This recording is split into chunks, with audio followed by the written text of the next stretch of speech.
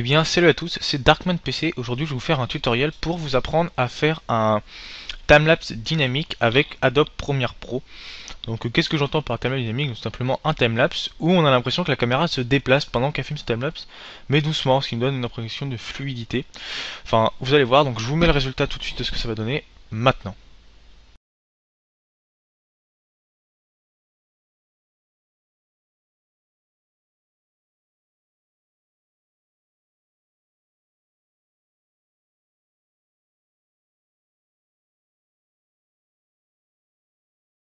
Voilà, donc j'espère que ça vous plaît un peu ce qu'on fait.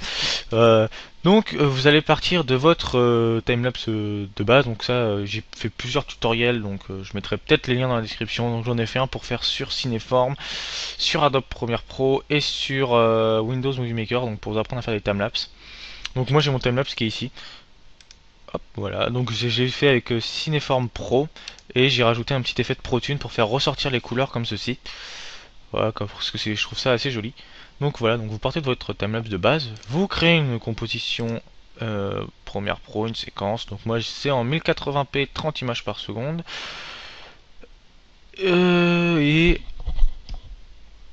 j'ai fait glisser mon timelapse dedans, donc voilà, donc il a un peu rajusté les modifications, donc, mais c'est pas grave. Donc vous prenez votre timelapse pour réaliser, donc je précise bien, faut que votre timelapse soit rendu avant. Hein. Vous pouvez pas ça va être très compliqué de le faire en même temps que vous faites votre timelapse. Donc faites votre timelapse, faites le rendu. Donc vous avez un fichier vidéo comme moi je viens de vous montrer, donc comme ceci, qui n'est absolument pas dynamique, qui est bien fixe.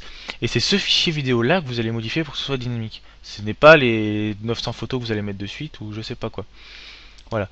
Je précise. Et juste aussi, moi je le fais sur un truc de 30 secondes parce que j'ai fait le timelapse vite fait là, parce que c'est pas très grave pour le tutoriel, mais je trouve que l'effet est plus joli sur un temps plus court, genre 15 secondes ou 10 secondes de timelapse, et vous faites un effet de mouvement comme ça.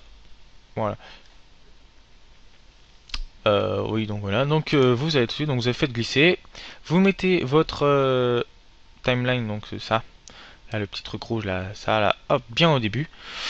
Et vous cliquez sur votre fichier, votre timelapse.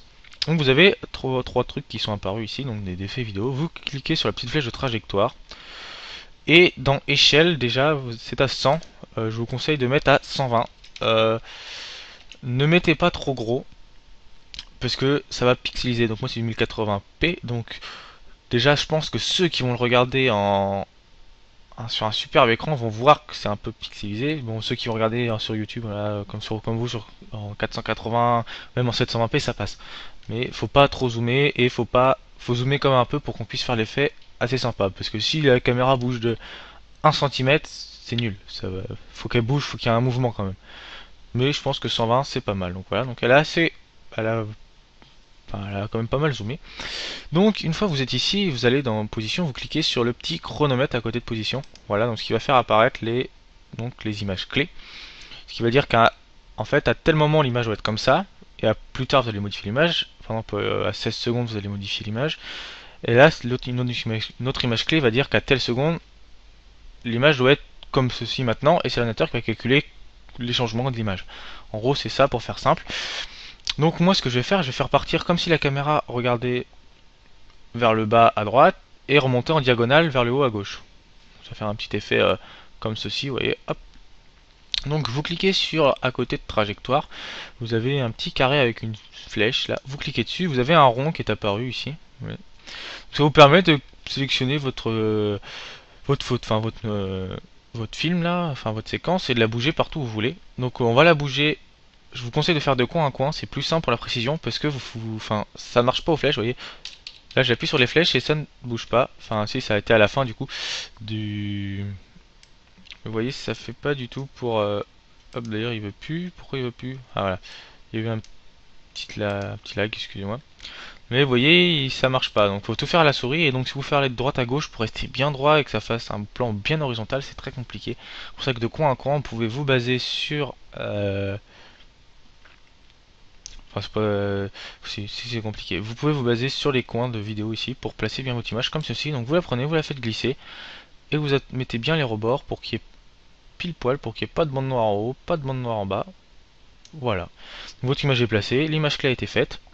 Et maintenant, vous allez à la fin, donc vous essayez de prendre la dernière image. Donc voilà, comme ceci.